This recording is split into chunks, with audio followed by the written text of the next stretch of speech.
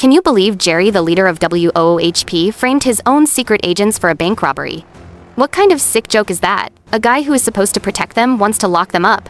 Jerry actually thinks they did it, and because of that, he wants to reprogram their minds forever. He intends to implant behavior modification chips into their skulls to stop all aggressive thoughts. So, Alex, Clover, and Sam must escape to clear their names before they lose their memories.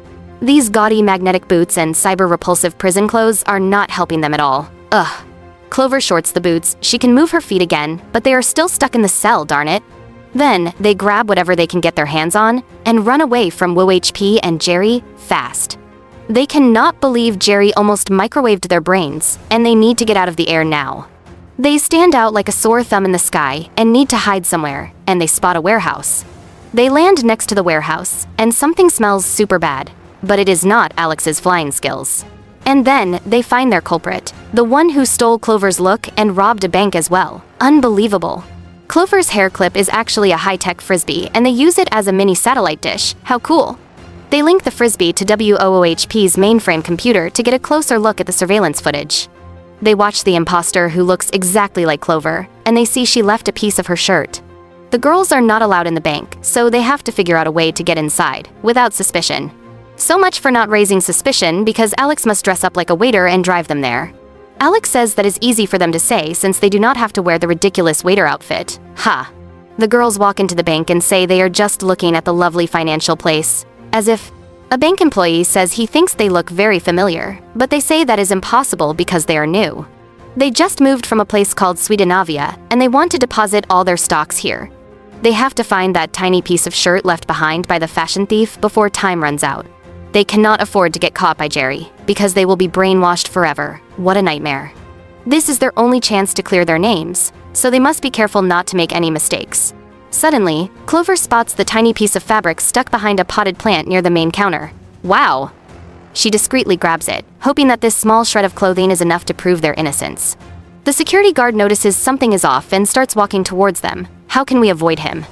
Alex, still in her waiter outfit, quickly trips and spills a tray of drinks all over the floor. This creates a perfect diversion, and the guard rushes over to help clean up the huge mess he made. The girls take this opportunity to sneak out of the bank unnoticed, and they feel so relieved. They rush back to the warehouse where they linked the satellite to the mainframe system. How clever. Clover connects the shred of fabric to the analysis program, and a huge red light starts flashing. Oh no.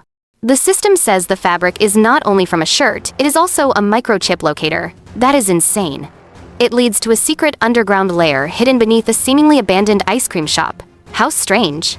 The lair belongs to Mandy, their school rival who is obsessed with stealing Clover's style. Jeez.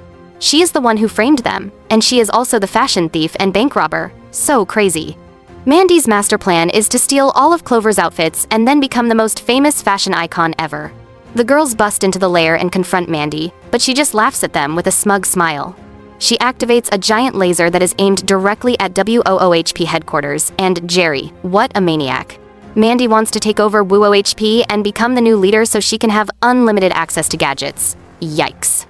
A huge fight breaks out, and Alex, Clover, and Sam use their spy skills to try and stop her. Go, girls.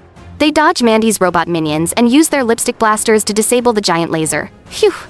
They finally trap Mandy in a sticky gel blast, and she is unable to move, and they save the day. The girls contact Jerry and tell him everything, and he apologizes for not believing them. What a turn of events. He gives them a bonus and promises to never doubt them again, and they go back to their normal lives.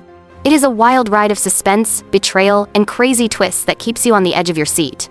And it all started with a simple misunderstanding and a fashion feud between two girls. How funny. The moral of the story is to always trust your gut and your friends, because they have your back. So what do you think of this wild ride and the crazy twists and turns? Let me know in the comments below, and do not forget to share and like for more stories like this.